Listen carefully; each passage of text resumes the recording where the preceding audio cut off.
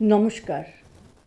কল্লোল যুগের কবি দীনেশ দাস তার এই কবিতায় হাজার হাজার সেই সব শিশুদের কথা বলেছেন যারা জন্মদরিদ্র, বেঁচে থেকেও যারা মৃতপ্রায়, যাদের ভবিষ্যৎ নেই।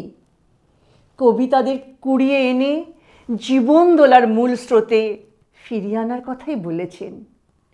এই ফিরিয়ে আনার দায়িত্ব তিনি কিন্তু আমাদের উপরই ছেড়ে দিয়েছেন। এই নিয়েই আজকের কবিতা কবি দীনেশ দাসের দোলনা। আজকে ছোট দোলনাখানি দুলিয়ে দাও, ঘুমের চামর বুলিয়ে দাও, জীবন দোলা দুলিয়ে দাও। নীল আকাশের নীলগুলি সব নিংড়ে আনো, নতুন মেঘের সজল কালো মন ফুলানো নিংড়ে আনো। হাজার কচি করুণ চোখে মেঘের কাজল বুলিয়ে দাও, কোকিয়ে ওঠা কান্নাগুলি ভুলিয়ে দাও। আজকে ছোট দোলনাখানি দুলিয়ে দাও।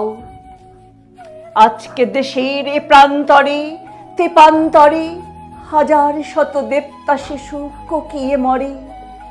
অনাবৃত অনাদৃত জীবনে মৃত স্তূপীকৃত।